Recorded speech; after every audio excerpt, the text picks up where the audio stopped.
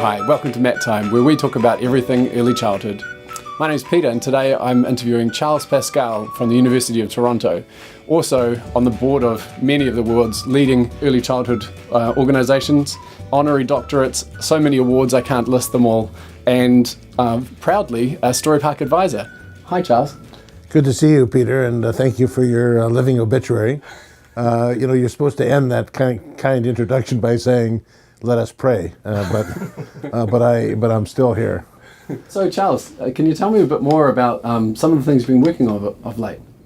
Well, one of my pet projects, I guess you could call it a sense of vision regarding what we're learning about high-quality early learning, and that is I would love to see some demonstration projects somewhere in the world.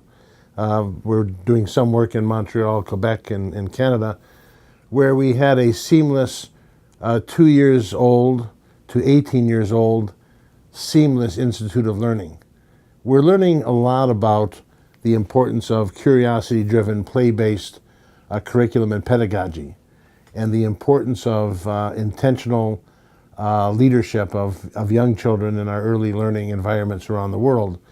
And we're living in a world where drill and kill and being overly conditioned to go discipline by discipline is something that I think needs some attention. So imagine all we've learned about high quality early learning being carried through to first grade, second grade, all through primary into high school with no transitions. So I think there's a lot of what our colleagues, our pedagogues in early learning are teaching us, and the researchers in early learning around the world are teaching us about how all of education should work. It's interesting that in Finland, which has been number one in the world for many years in the international PISA scores, they are, instead of being somewhat overly proud about being number one, they are actually retooling what they do in education. So instead of 10 o'clock it's time for mathematics and 11 o'clock geography, they are moving into a transdisciplinary problem-solving approach where the students in Finland, once they do the transformation, will be learning how to solve problems of complex issues. So imagine a group of students working on climate change, and some students are talking about the science of coal and carbon, and others are looking at the sociology of what happens in communities when you make decisions, and they're using the disciplines as they solve the problem. And if you think about what we're doing in early childhood education curriculum around the world with curiosity-driven, problem-solving, play-based, intentional play-based education, it's quite something. So the thing that interests me the most is how can we develop some demonstration projects where 2-year-olds right through age 18 are part of a virtual system of learning, using the same pedagogy, the same approach, and having the disciplines used and learned as you're solving problems. There's the revolution for the future, and it brings us back to the importance of early childhood. What's important, do you see, and how we should be shaping early childhood curriculum for the future? Well, I think the whole area of play-based sometimes is misunderstood as just leave the kids play, and at one extreme, you have people talking about let the kids play and everything will be fine. At the other end of the continuum are those who say they're not going to learn their literacies unless you have highly structured environments for young kids. Well, both extremes, as usual, seem to be challenging the world right now. Basically, both extremes have it wrong.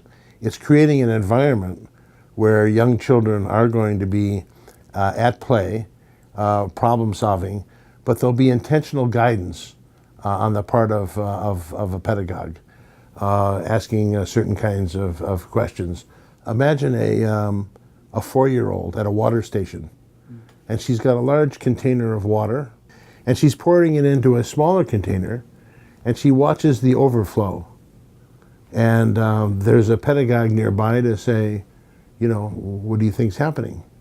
and the child looks up and says, doesn't say much, but then starts approximating changes. And what she's learning there is she's learning Piaget's law of conservation of matter, or Archimedes' buoyancy principle.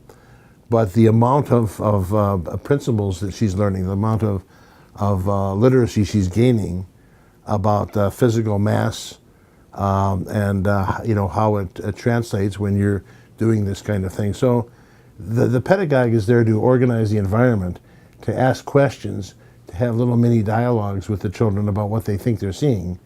And that's very, very powerful. And to train early childhood educators and how to do those kinds of things, that's an enormous task. And we have to get very consistent.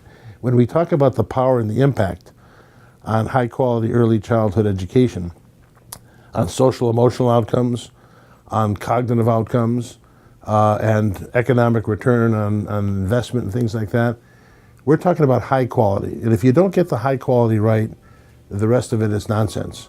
And so there's a really remarkable opportunity for the gains to a society when we get these things right.